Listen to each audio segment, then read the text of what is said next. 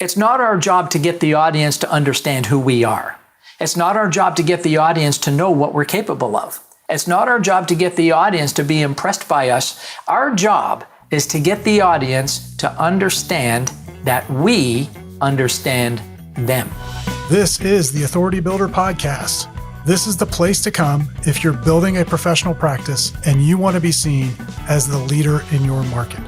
We're going to interview the top experts throughout professional services, and we're going to share insights with you to help you grow your firm and be positioned as the only choice that clients ever want. Welcome to the Authority Builder Podcast. My name is Steve Gordon. I'm your host today, and we've got an amazing interview for you. If you have ever considered speaking, and not just speaking to maybe get clients, although we'll talk about that, but speaking to get paid, we've got an interview for you today. I'm talking with Steve Lowell. He is a multi-award-winning speaker, 3-time #1 best-selling author, and master trainer for high-impact speakers with a track record that absolutely speaks for itself. He is a past president of the Global Speakers Foundation and a past national president of the Canadian Association of Professional Speakers. He's given over 3,500 keynote speeches, 5,000 seminars. He's trained more than 500,000 speakers globally, so he really knows his stuff. And he's on a mission to train people to craft their signature talk, scale their influence, and create more business through speaking. I'm really excited to be able to bring him to you. Steve Lowell, welcome to the podcast. Well, thanks so much for inviting me, Steve. It's great to be here. So you have done all things speaking, I think, and I would love for you to give the audience just a little taste of your background beyond the bio so they've got some context for what got you to this stage of life. Yeah, sure. So I've actually been on the stage, the live stage, since the age of 6. Now I'm, 60 years old right now. So, you have to do the math. But what happened at 6 years old, and I'm not going to do this chronologically, so I'm not going to take up, 60 years to describe this.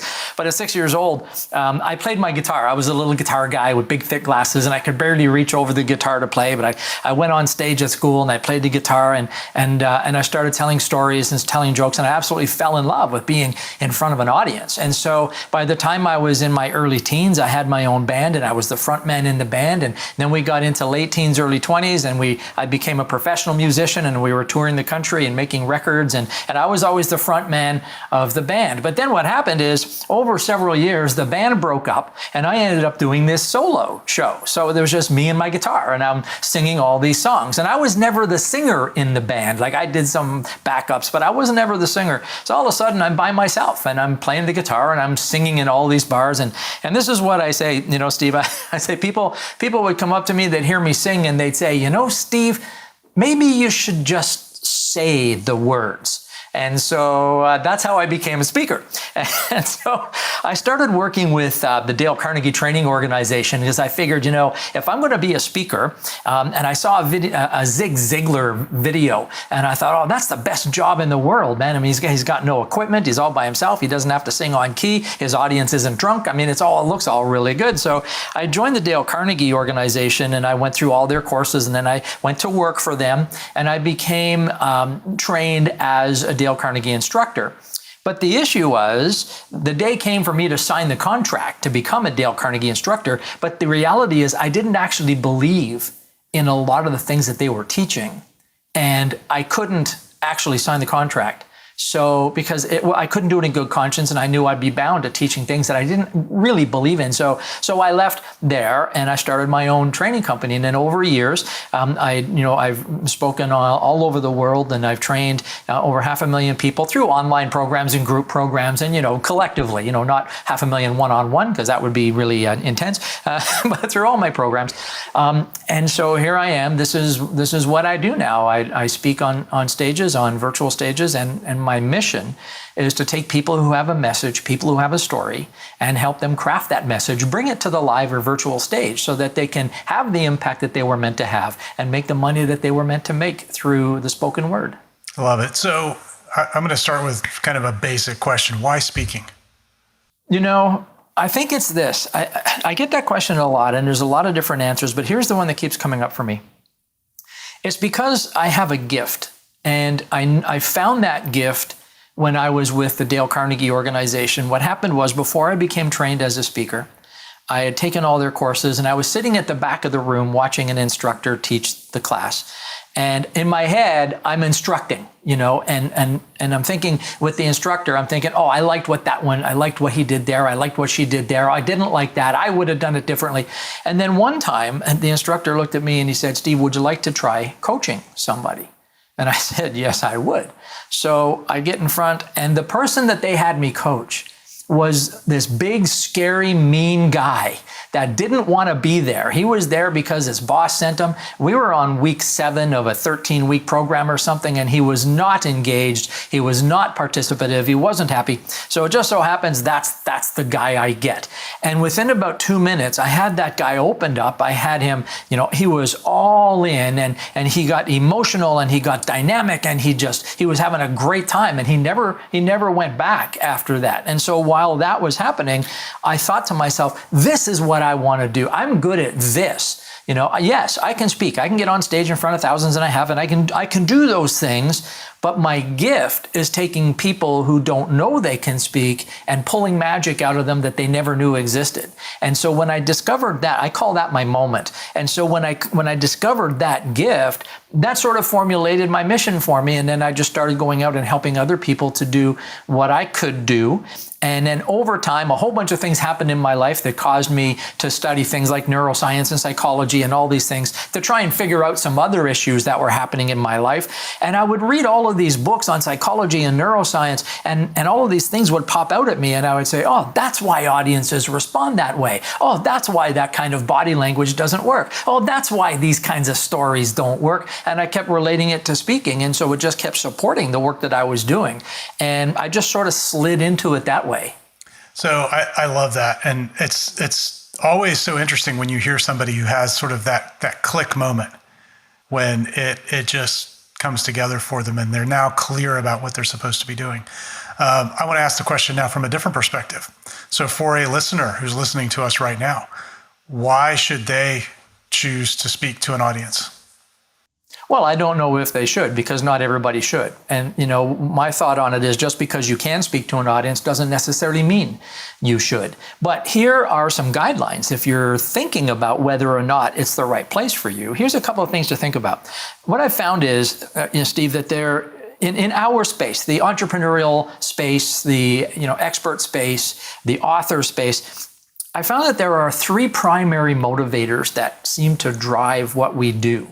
And most people can relate to one or more of these primary motivators. And the first one is what I call a mess. And a mess is where maybe you've got something big in your life that has set the trajectory of where you're going. And maybe it's an illness, an accident, maybe it's some sort of a spiritual crisis, maybe it's a marital crisis. It's something big, and you consider this to be a big story in your life, a foundational piece in your life. And so that's one. Sometimes we have this big story and we want to bring that story to the world, and we want to help people understand what we've learned from our story. And we want to share the message of our story to the benefit of others. So that is one motivator. And maybe some of your listeners have a mess. I don't have a mess. A lot of my clients have a big mess, but I don't have a mess. But I do have, and maybe some of your listeners have, that moment, like I mentioned before, a moment in time or a series of moments in time where you realized what your gift was, where you had that aha moment, where you said to yourself, this is what I want to do. I'm good at this. I want to follow this. And sometimes it just drops out of the ether. It's unexpected, but there it is. And it just hits you. And you go, wow, there it is. So that's what happened to me. And I've heard it happen to a lot of other people. So maybe some of your listeners and viewers have that. They have a moment, but maybe they don't. Maybe they don't have a mess, and maybe they don't have a moment. And if they don't have a mess or moment, then chances are excellent they have what I call a mission. And that is that there's this cause that they want to evangelize. There's a bigger purpose for them here. There's something that they want to change or influence. There's part of this world that they want to make better because they were here than it is, when they got here. And so that is oftentimes what we have. And so, when I ask an audience this, put up your hand if you can relate to one or more of those, 100% go up almost every single time.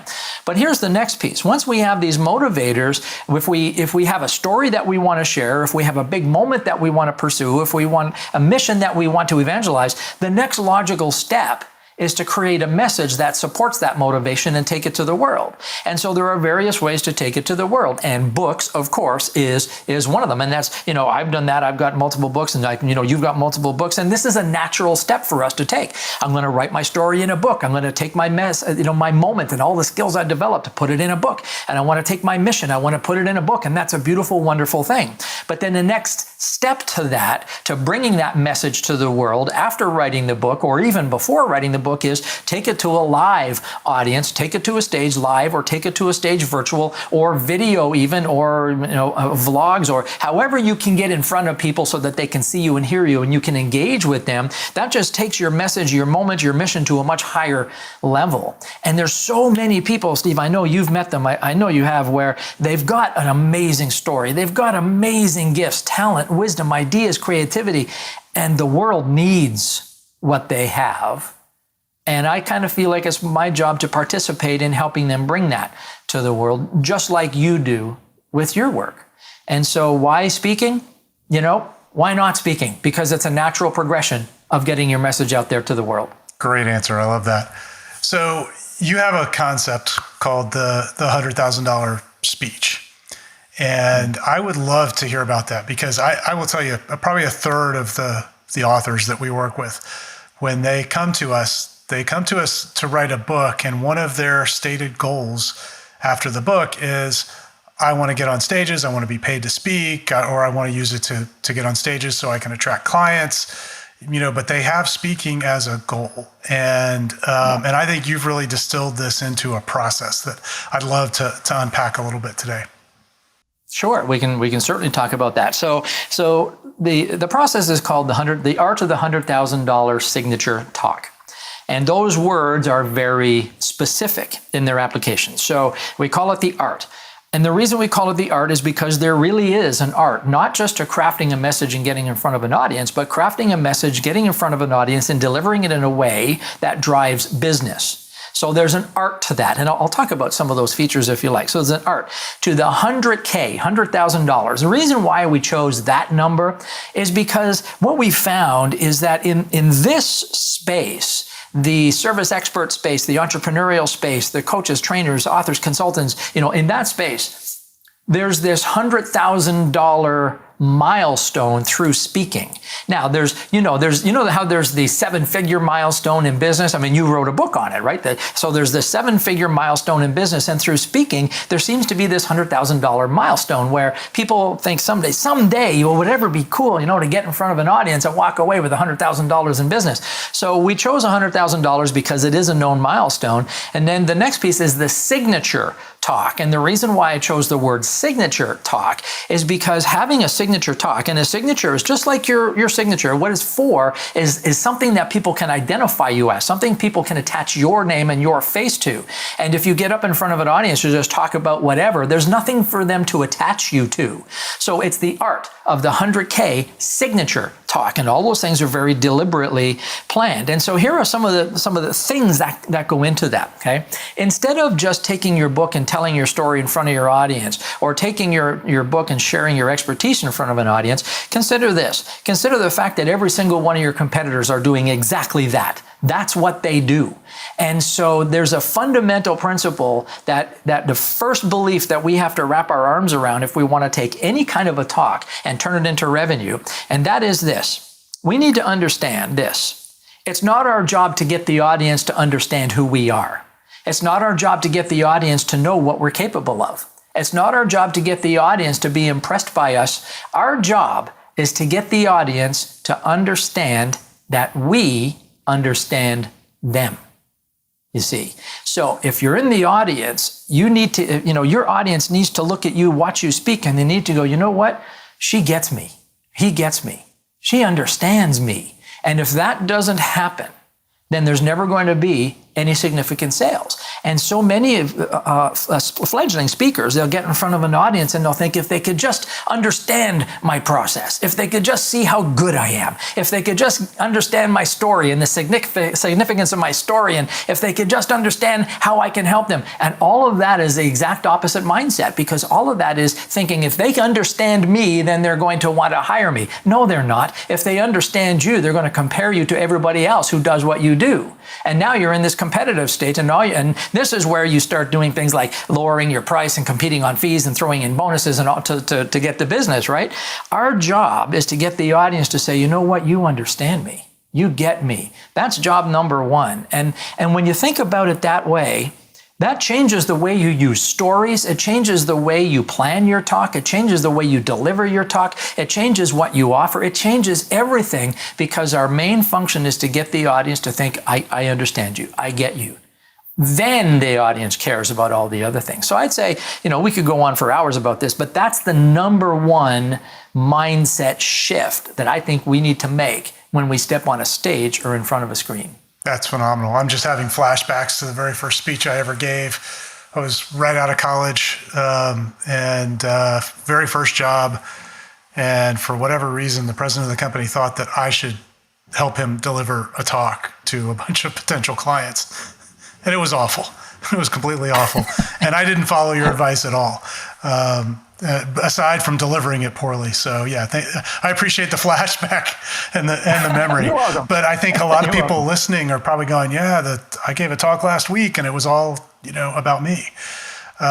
So how do you get to a place where you can convey to the audience that you understand them? It doesn't sound like a simple thing, but I would imagine you've got a simple answer for it.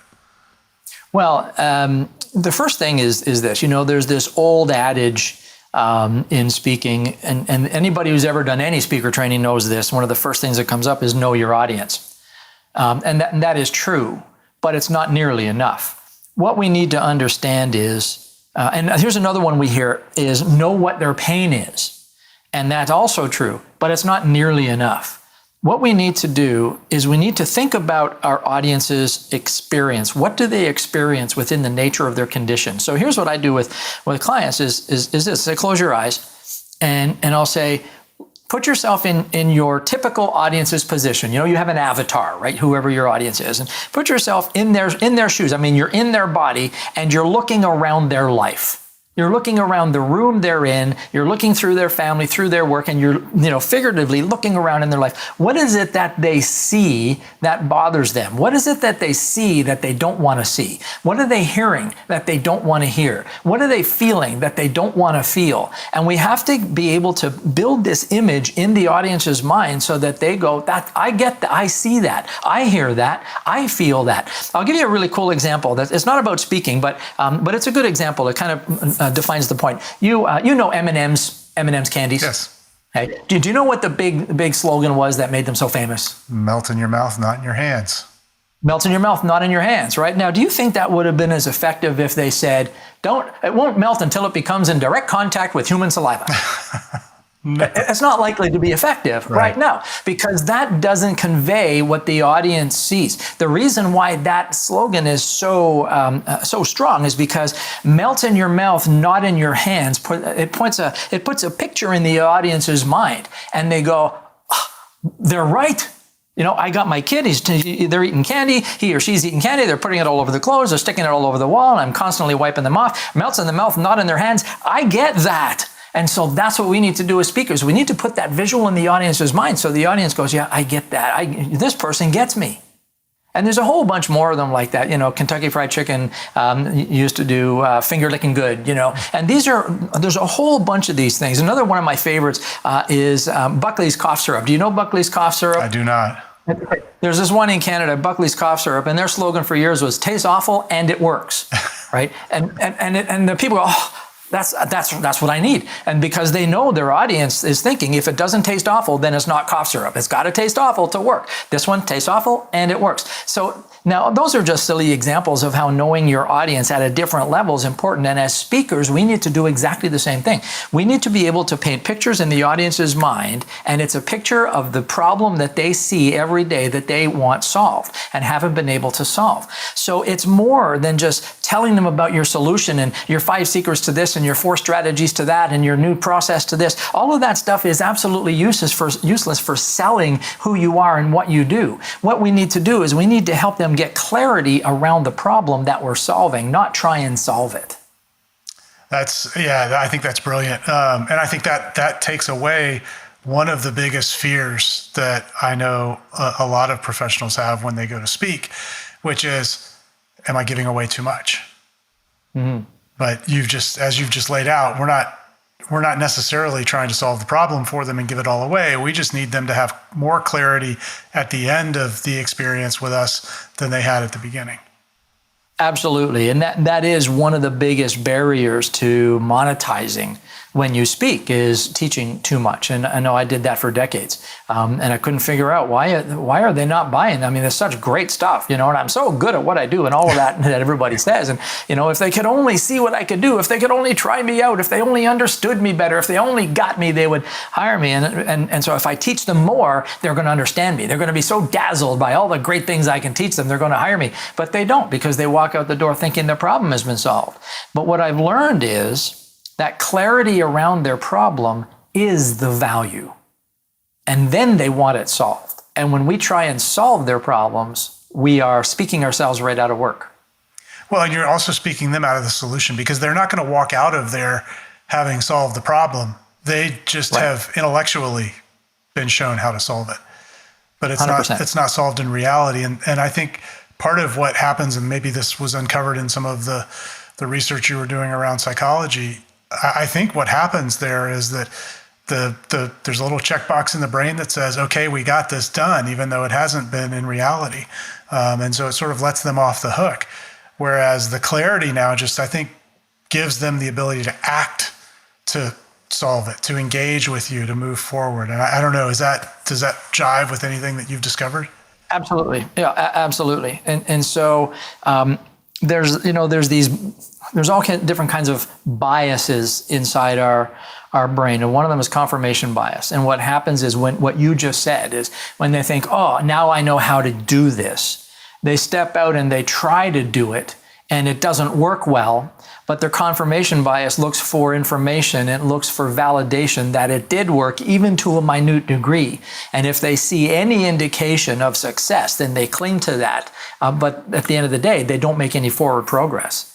And so our job is not to leave them with, this false sense of security that they can now solve their problem. Our job is to leave them with a desire to solve the problem through us. Absolutely. And really get them to that heightened state. So for somebody who's listening to this, who maybe, like most professionals have given talks before, right? And we come across a lot of professionals who want to do more of that, either to acquire clients or to get paid. What's the best sort of path into this? Is it, I've got to get the signature talk in place, I've got to get my message down first? Is it, I just go start giving talks to audiences and see what lands? How would one approach this? So first, I think, is to establish the expectations. So, you've mentioned this a couple of times, and it's very, very common, is they want to speak and get paid. So the first thing that I think people need to understand is the multiple ways in which you can monetize speaking. And the default is, I want to go and speak and be paid. And that's you can do that. There's opportunity to do that. Of course there is. That is the lowest level of pay, and it's the hardest earned, and it's the hardest to get into, and it's the least sustainable of all of the ways to get paid.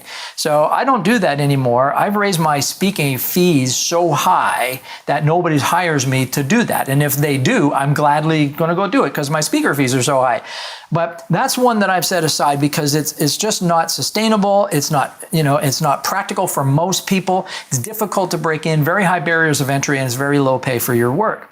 So at the other end of the scale is the speak to sell, right? And those words scare people, and I listened to some of your podcast episodes, and you had my buddy David Newman on there, and he, in his podcast with you, he said, get the word sell right out of your vocabulary, and this is what we have to do as speakers if we're bothered by the concept of selling from the stage. Get the word sell out and replace it with the word serve if you like, but here's what we need to do, and this is where the real opportunity is, and this is why we have the Art of the 100K Signature talk, is because it allows you to get in front of an audience and actually generate business that way, and generate more clients, or sell online programs, sell your book, sell whatever it is that you have.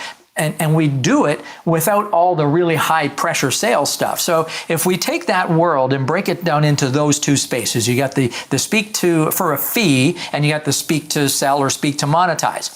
In the speak to monetize side, there's different levels of assertiveness to do this. There's the very aggressive approach where, everything you say is tactically designed to move your product or service or get them to hire you. And I know lots of people do that. I can do that. I don't like to do that. I don't do it so much anymore. But then there's an assertive approach where I'm going to make an offer. They know that there's an offer coming before it comes. And I spend my time giving them value, giving them clarity on their problem, so that the time I present the offer, they're already expecting it, and either they want it or they don't.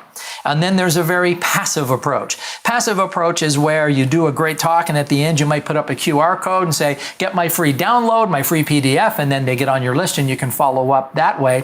And then there's the organic approach. The organic approach is you do a great job, you help the audience understand three things. Help the audience understand that you get them, help them understand that you're safe to deal with, and help them understand that you're actually qualified to serve them, and then let them come to you. And so the first thing we need to do is understand, where are we going to play in there? And what I really encourage speakers, unless they are celebrity status speakers, I encourage them to consider the side of speaking to monetize. Then we go through and decide how do you want to do that? Then we craft their talk in order for them to facilitate that outcome.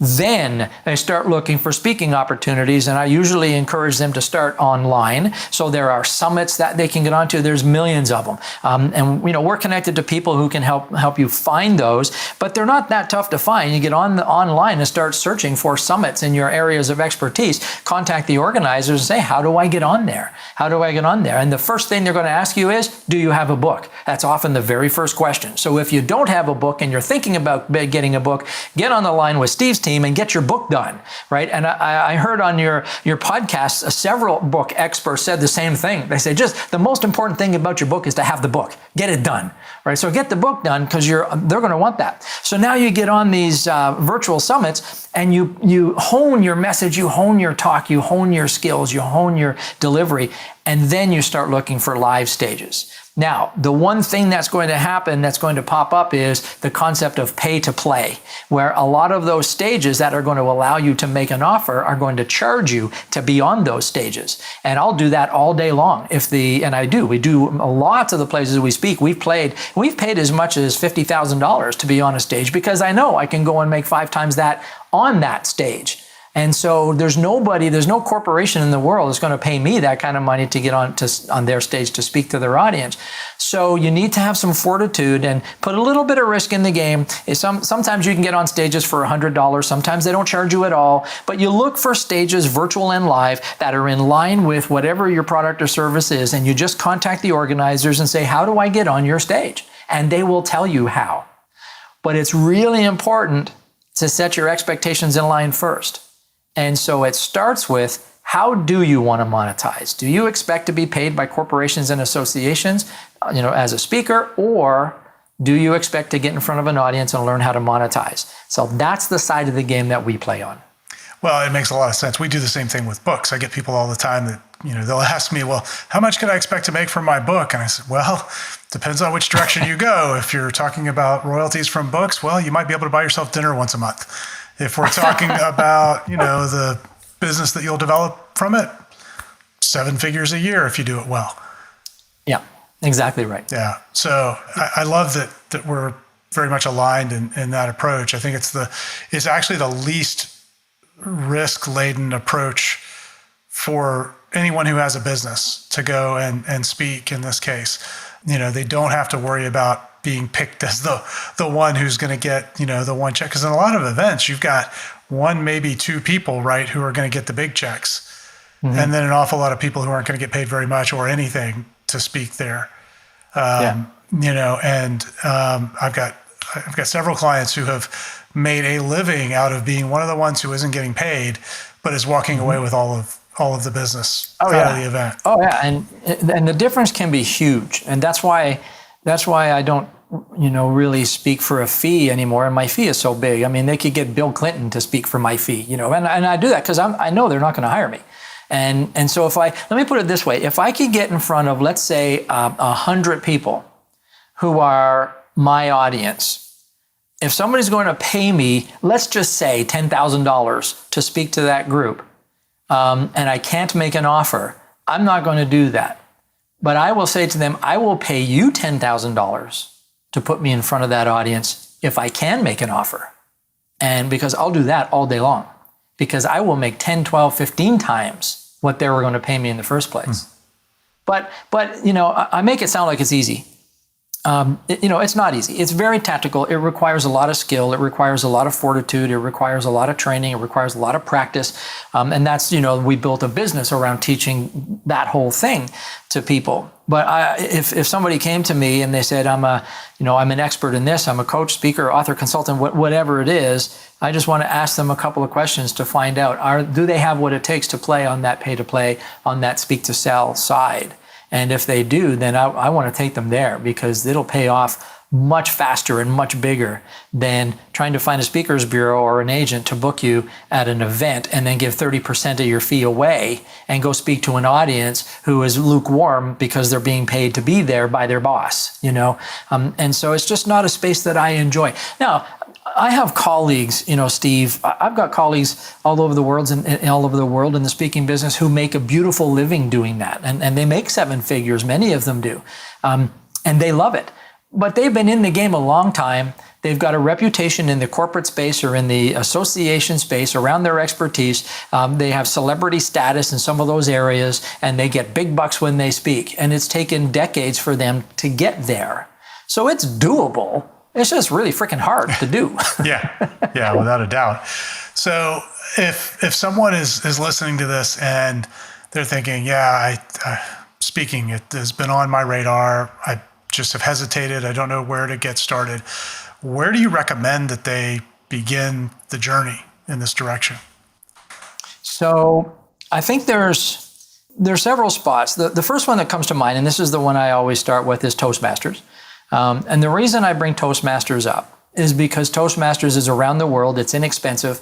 They got an excellent reputation. They've been around a long, long, long time. And they do some good things. So if you're in that state where, I've never done it, never spoken in front of an audience, I'm not even sure if I can, I'm kind of afraid to do it, you're not ready for me. But Toastmasters will give you a little bit of experience, they'll give you some guidance. There is a cautionary note though, and that is, as good as Toastmasters is, and as much of a fan as I am of Toastmasters, they do have a Toastmasters process.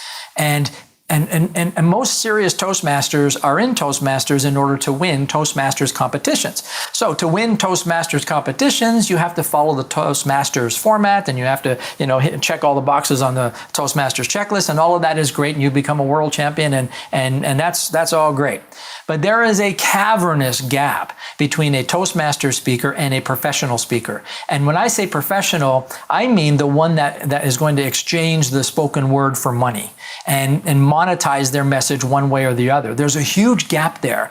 And there's a gap in terms of the desired outcome. There's a gap in the process to achieve that outcome. There's a gap in skill sets. There's a gap in mindset. There's a gap in strategy. There's a gap in approach. And some people have been able to bridge that gap from Toastmasters to the professional stage. I have colleagues who have bridged that gap. Most Toastmaster speakers who have been in Toastmasters for a long time really take a big effort to get them to bridge that gap over to the professional speaker. And I've worked with many of them. And people used to ask me, they'd say, so why do you hate Toastmasters so much? I've never hated Toastmasters. I'm a huge fan of Toastmasters. Their purpose is not to develop professional speakers. That's all. So I do recommend Toastmasters for somebody to go and get the basic skills, get comfortable in front of an audience, build up some confidence, build up some some basic skills. And then once you can feel confident in front of an audience, then you go and you get the proper training to craft that talk in a way that actually converts and deliver it with the skill and the tactics and the strategy to make it convert. Yeah, I love that. And what a great place to start. And then when someone is kind of maybe a little bit further along, they've given some talks, they're comfortable in front of a room, maybe a small room, maybe a medium-sized room, maybe a big room. And they're trying to turn that into something that they can monetize. What are the places that they can plug into what you're doing where they can get some help?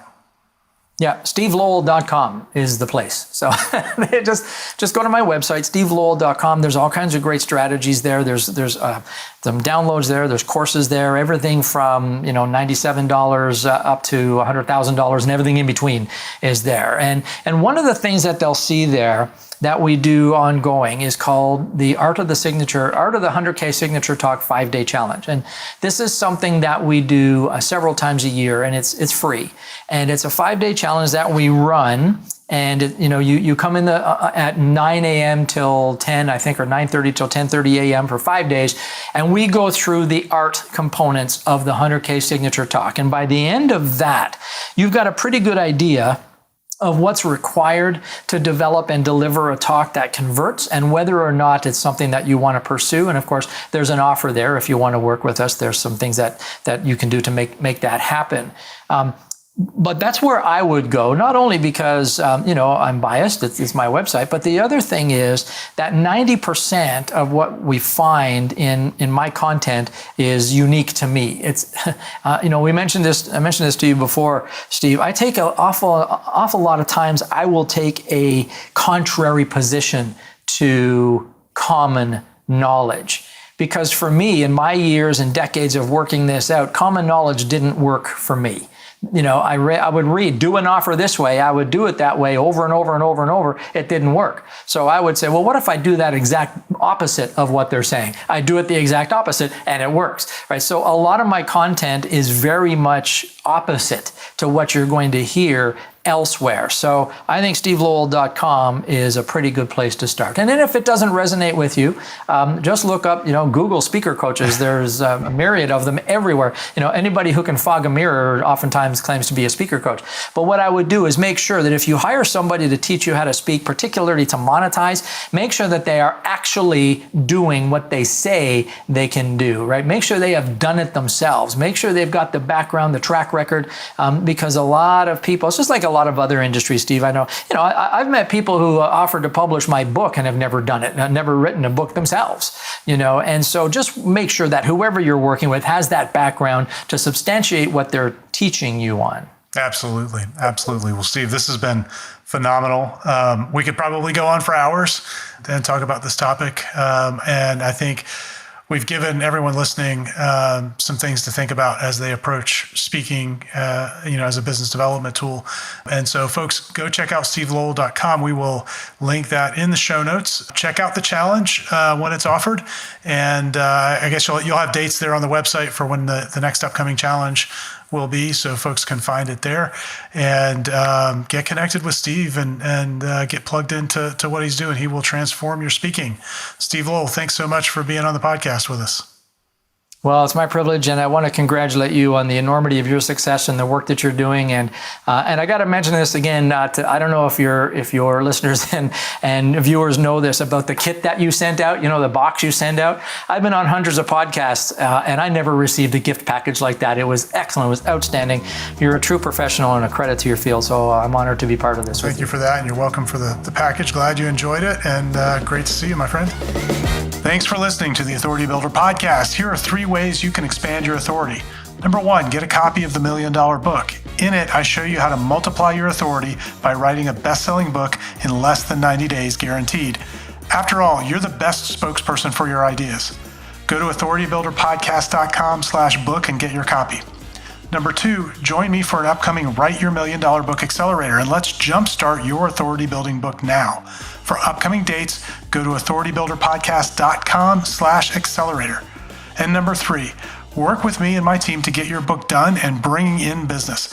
Email me at steve@authoritybuilderpodcast.com and put "I want to write a book" in the subject line. See you soon.